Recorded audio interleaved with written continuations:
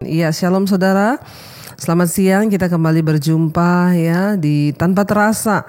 Kita terus melalui hari demi hari, bulan demi bulan, bahkan kita sudah ada di akhir bulan ya pada hari ini. Dan saya berdoa ya, tahun ini adalah tahun kemenangan atas setiap kita. Menang atas dosa, menang atas segala karakter-karakter yang buruk, menang atas setiap hal-hal yang yang Tuhan tidak berkenan, supaya hidup kita juga boleh mengalami kemenangan di dalam hal ya semua yang kita mau, semua yang kita inginkan ya tercapai dalam hidup kita yang sesuai dengan kehendak Tuhan. Ketika kita menang atas diri sendiri, atas karakter, atas segala hal, terutama dosa dalam hidup kita, maka kita juga akan mengalami kemenangan di dalam segala hal. Dalam hal keuangan, di dalam hal ya keterpurukan, di dalam sakit penyakit, bahkan karena banyak orang saudara yang ya keadaan fisiknya itu terjadi akibat dosa yang ada dalam dirinya. Saudara, orang yang berjalan bersama dengan Tuhan ya akan melihat ada begitu banyak hal baru yang akan Tuhan kerjakan di dalam hidupnya. Jangan mau tinggal tetap dalam keadaanmu saudara, tapi mintalah agar Tuhan terus bekerja supaya kita bisa mengalami kemenangan demi kemenangan ketika kita mau taat. Nah, salah satu kegagalan dari ada banyak orang Kristen adalah mereka tidak bijaksana di dalam menjalani hidup, saudara ya. Dan salah satu kunci kemenangan adalah bagaimana kita hidup dalam kebijaksanaan, punya sikap yang bijaksana. Hari-hari ini begitu banyak orang datang kepada saya dan bertanya, "Bu, kenapa hidup saya jadi begini?" Saya dulu waktu menikah berdoa loh Bu ya. Saya berdoa minta jodoh yang seiman ya. Tapi apa yang terjadi? Apa yang saya alami sekarang ya?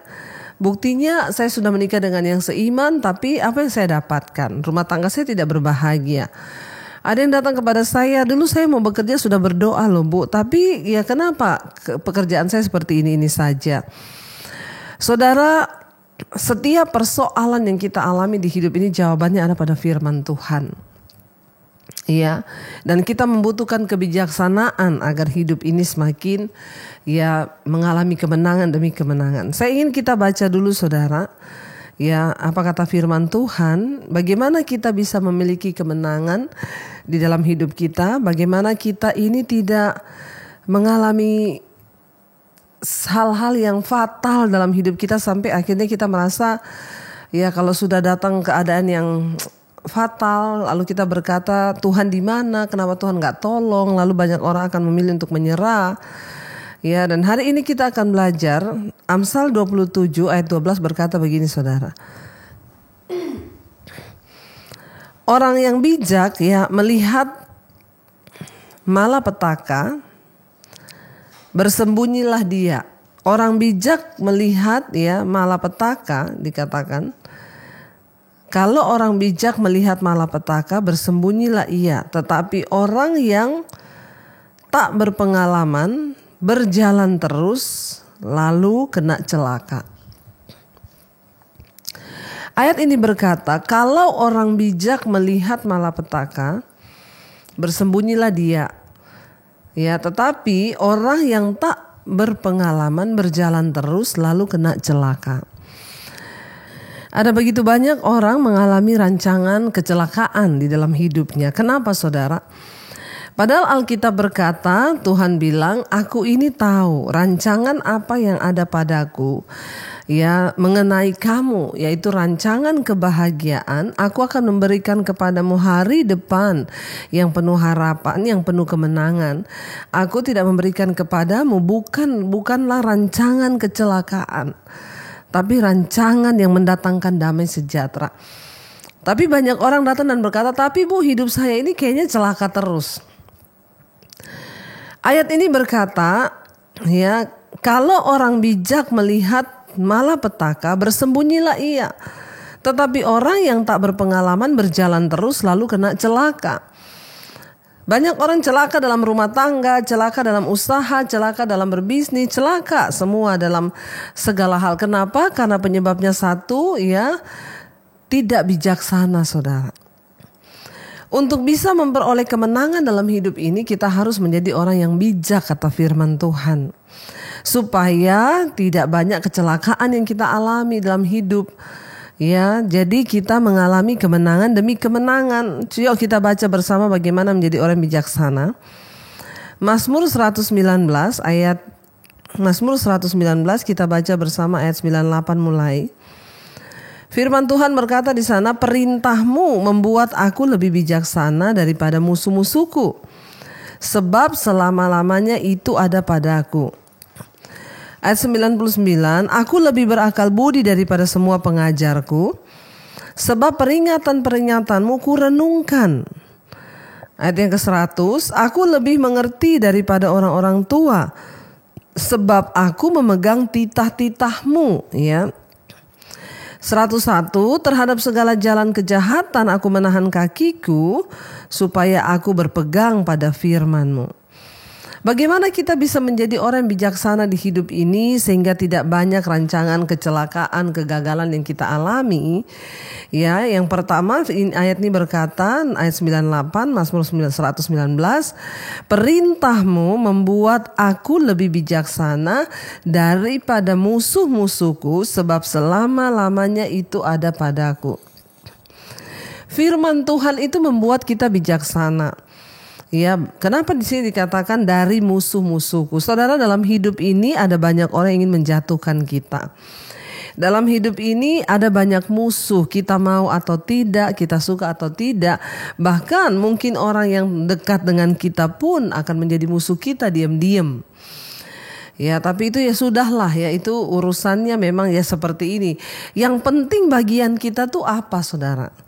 Seringkali kita tidak kepengen bermusuhan, ya, tetapi Alkitab bilang ya akan ada musuh. Musuhnya siapa? Kadang teman sekerja, musuhnya siapa ya? Orang teman gereja, musuhnya siapa? Kadang ya keluarga sendiri, bahkan bisa menjadi musuh kita. Ya, kita yang penting tidak mencari musuh, saudara, tetapi memang akan ada musuh. Tapi firman ini berkata, perintahmu membuat aku lebih bijaksana daripada musuhku. Ini penting karena musuh itu selalu ingin menjatuhkan kita, ingin memfitnah kita. Ya, nah ketika kita menjadi orang yang mencintai firman Tuhan, kita bijaksana. Ya, dan ketika kita bijaksana, orang mau menjahatin kita seperti apapun, saudara, ya jadilah bijaksana, jadilah pelaku firman, ya lepaskan pengampunan, tidak usah balas. Ya, kenapa seringkali kita tidak mengalami rancangan kemenangan yang Tuhan janjikan? Karena ada banyak kali dalam hidup ini kita mau ngambil bagiannya Tuhan untuk membela diri. Padahal Alkitab bilang, serahkanlah semua persoalanmu ke dalam tangan Tuhan, sebab Ia yang membela kamu. Tapi kadang kita lebih suka bela diri sendiri. Akhirnya rancangan-rancangan Tuhan tidak terjadi dalam hidup kita. Firman Tuhan bilang, orang yang rendah hati itu akan melihat ya segala yang Tuhan firmankan, yang Tuhan janjikan, rencanakan terjadi dalam hidupnya. Tapi kalau kita tidak bijaksana, kita mengatur segala sesuatu dengan kekuatan kita, dengan hikmat kita sendiri, bahkan menghadapi musuh-musuh, ya kita pakai kekuatan dan hikmat kita, maka ya rencana Tuhan tidak akan pernah tergenapi, apalagi kemenangan akan kita lihat. Sebab ingat saudara, kemenangan menurut konsep dunia dengan kemenangan menurut konsep Tuhan itu berbeda. Ya, kalau konsep dunia berkata orang yang menang itu yang berhasil mengalahkan orang lain. Tapi kalau konsep Tuhan, kemenangan itu adalah orang yang berhasil menaklukkan keadaan dan dirinya sendiri. Ya, tanpa, dan dia harus bisa mengabaikan perasaannya. Ya, karena kita mau menuruti kepada firman Tuhan. Ayat ini berkata, ya, perintahmu itu membuat aku lebih bijaksana. Ingat, hanya orang bijaksana yang akan mengalami kemenangan. Bagaimana menjadi bijaksana? Ayo baca firman, renungkan firman, dan lakukan firman. Firman-Mu membuat aku lebih bijaksana dari semua musuh-musuhku. Yang kedua di sana dikatakan apa? Aku lebih berakal budi daripada ya semua pengajarku, bayangkan saudara, pengajar loh ya. Kalau mau dipikir pengajar itu tuh ya harusnya ya lebih bijaksana, pengajar itu ilmunya lebih tinggi. Tapi Alkitab berkata orang yang mencintai firman, orang yang suka dengan firman Tuhan, merenungkan firman dan melakukan firman, ya dia akan menjadi orang yang lebih bijaksana daripada pengajar-pengajarnya, daripada guru-gurunya. Ya, tidak ada yang mustahil ketika firman kita pelajari, kita lakukan dalam hidup kita, maka firman itulah yang akan menambah akal budi bagi kita, saudara. Dikatakan di sini, aku lebih berakal budi daripada semua pengajarku. Kalau mau dipikir pengajar ilmunya lebih tinggi, dia lebih pintar, tetapi orang yang melakukan firman, dia lebih berakal budi daripada pengajar-pengajarnya, ya. Karena itu, saudara, mari kita menjadi orang-orang yang mau mencintai firman, yang mau sungguh-sungguh mengasihi firman, merenungkan firman dan membaca firman. Supaya apa, saudara? Dalam hidup ini kita harus dituntun oleh akal budi, ya, oleh hikmat Tuhan. Kita harus dituntun oleh, ya, orang tanya akal budi itu apa, saudara? Semua orang diberi ya otak, ya, binatang pun punya otak, tetapi binatang gak punya akal budi. Manusia itu punya akal budi, tetapi ada orang yang mau menggunakan akal budinya, ada yang enggak. Bagaimana kita bisa mengasah akal budi kita menjadi tajam ketika kita mau merenungkan firman, membaca firman, bahkan melakukan firman? Kita menjadi orang yang lebih berakal budi.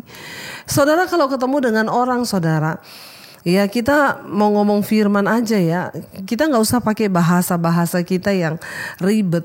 Ya, kita juga gak usah sebut itu firman. Saya banyak kali diundang berbicara di seminar yang itu bukan hanya orang Kristen. Jadi seringkali ya pemimpin perusahaannya berkata, Bu, ini kami nanti ya mayoritas di perusahaan kami adalah bukan orang Kristen. Jadi ibu tolong atur bagaimana gaya bicaranya, yang penting firman tersampaikan. Seringkali saya tidak harus menyampaikan di dalam ya Efesus pasal yang gini kayak yang gini, enggak.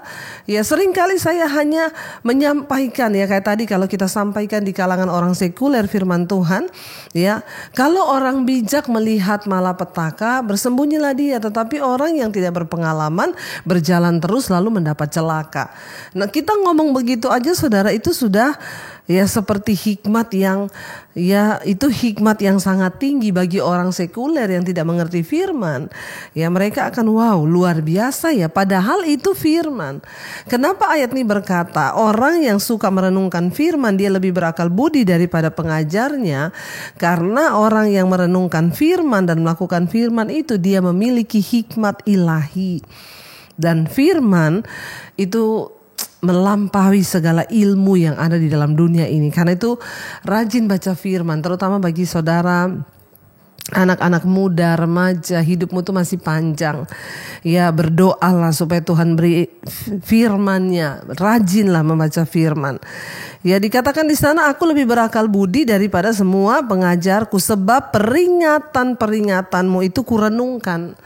Saat kita merenungkan firman, akal budi kita itu semakin tajam. Jadi kita tidak sembarang melangkah, kita tidak sembarang bertindak, sehingga hidup kita ya semakin terarah menuju kepada kemenangan. Tidak banyak kesalahan yang kita buat, saudara, karena firman Tuhan yang memimpin akal budi kita, saudara. Lalu ayat yang berikutnya di sana dikatakan, aku lebih mengerti daripada orang-orang tua. Ya, aku lebih mengerti daripada orang-orang tua. Saudara, ya menjadi tua itu adalah ya satu hal yang pasti, tetapi menjadi dewasa dan bijaksana itu pilihan. Tua itu pasti, tetapi dewasa dan bijaksana itu pilihan. Semua orang pasti akan jadi tua, tetapi tidak semua orang menjadi dewasa dan bijaksana. Hanya sedikit orang yang mau menjadi dewasa dan bijaksana. Karena itu seringkali kita dengar ada yang bilang ini, itu padahal udah tua loh, Bu, itu padahal orang tua loh, Bu, tapi saya heran ya, kelakuannya itu loh gak berubah-berubah. Nah, kenapa? Karena menjadi tua itu pasti, tetapi menjadi dewasa dan bijaksana itu pilihan saudara. Bagaimana kita bisa menjadi orang bijaksana, menjadi orang dewasa dalam segala pilihan hidup kita? Hidup ini dijalani perlu ditata. Bagaimana menata hidup menjadi lebih baik sesuai firman Tuhan. Jangan pakai logikamu sendiri, jangan pakai akal-akalanmu sendiri. Hidup ini jalani berdasarkan buku penuntunnya itu ada. Apa buku penuntun hidup? Firman Tuhan. Waktu kita merenungkan firman, ya kita menjadi bijaksana tadi, berakal budi. Ya, kita lebih bijaksana daripada musuh-musuh kita. Kita lebih berakal budi daripada para pengajar guru-guru kita. Dan di sini dikatakan, aku lebih mengerti daripada orang-orang tua, sebab aku memegang titah-titahmu. Aku lebih berakal budi, aku lebih bijaksana, aku lebih mengerti ya daripada orang-orang tua karena aku memegang perintah-perintah Tuhan. Saudara, sudah tidak ada ilmu lain yang lebih tinggi di dunia ini selain firman Tuhan. Makanya orang yang mencintai firman, orang yang mau bergaul dengan firman, mau diubahkan oleh firman, hidupnya pasti mengalami perubahan. Tetapi kalau orang tidak mau bergaul dengan firman, tidak mau diubahkan hidupnya oleh firman, ya nasibmu akan begitu-begitu saja. Tidak mungkin engkau akan melihat kemenangan. Bertanya saudara, kita sudah melewati 2 tahun masa pandemi. Apakah hidupmu hanya begitu-begitu saja? Kalau hidup kita ikut Tuhan begitu-begitu saja, ada yang salah dengan karakter kita. Ada yang salah dengan akal budi kita. Ya, tidak semua orang melayani Tuhan mau merenungkan firman dan melakukan firman. Ya, ini yang saya maksud. Ayo kita menjadi dewasa. Karena menjadi tua itu adalah pasti, tapi dewasa dan bijaksana itu pilihan. Makanya ayat ini berkata, ketika kita hidup merenungkan firman, memegang titah-titah Tuhan dalam hidup kita, maka kita menjadi orang yang lebih mengerti daripada banyak orang tua. Ya, makanya Rasul Paulus berkata kepada anak rohaninya Timotius, jangan seorang pun menganggap engkau rendah karena engkau muda, tapi jadilah teladan di dalam perkataanmu, tingkah lakumu. Tidak menjamin umur tua, saudara. Bukan jaminan. Dan Tuhan tidak melihat kita tuh dari segi umur jasmani kita, tapi Tuhan menghitung kedewasaan rohani kita. Ingat itu baik-baik. Bagaimana kita menjadi dewasa dalam rohani? Bergaul dengan firman, mau dibentuk oleh firman, pegang titah-titah Tuhan itu. Lalu yang terakhir saya dikatakan saudara, masih di Mazmur ya, Mazmur 119 ayat 101, terhadap segala jalan kejahatan aku menahan kakiku supaya aku berpegang pada firman-Mu. Terhadap segala jalan kejahatan aku menahan kakiku. Sebab ya, supaya aku berpegang pada firman-Mu. Hanya orang yang berpegang pada firman Tuhan yang dapat menahan kakinya dari segala kejahatan. Saya banyak melayani saudara, orang-orang yang sudah tua, bapak-bapak udah tua, ibu-ibu udah tua, masih selingkuh, masih mabok, masih merokok, masih melakukan dosa-dosa yang masih hidup dalam kepahitan.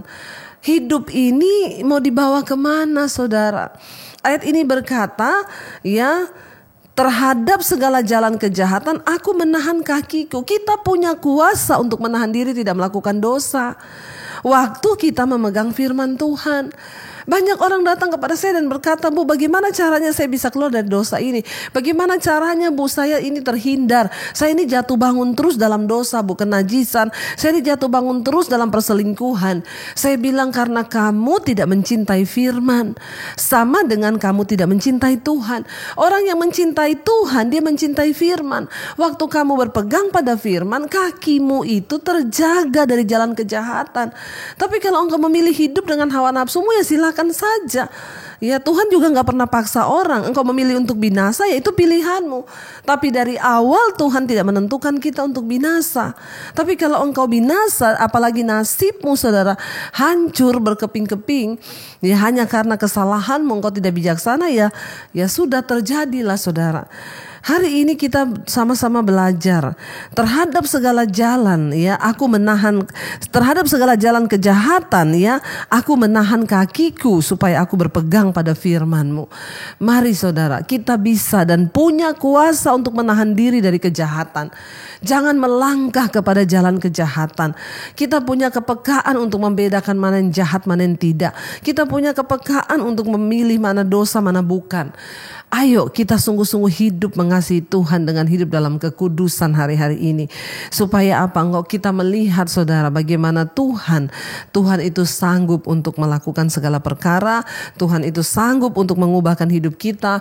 Bahkan Dia sanggup memberikan kemenangan demi kemenangan dalam hidup kita. Ketika kita mau sungguh-sungguh, ketika kita mau berjuang bersama Tuhan, maka Dia Tuhan yang sanggup juga untuk melakukan segala hal dalam hidup kita. Mari kita merenungkan firman ini. Kami tahu Tuhan punya rencana yang indah atas kehidupan setiap kami. Kami tahu rancangan Tuhan bukan rancangan kecelakaan, tetapi hari depan yang penuh dengan harapan. Hanya ketika kami memiliki hati yang bijaksana, hidup menurut firman dan ketetapan-ketetapan Tuhan, maka kami akan terhindar dari segala malapetaka, mara bahaya. Tuhan tolong kami sebagai suami-suami, sebagai istri, anak-anak. Kami hidup takut akan Tuhan.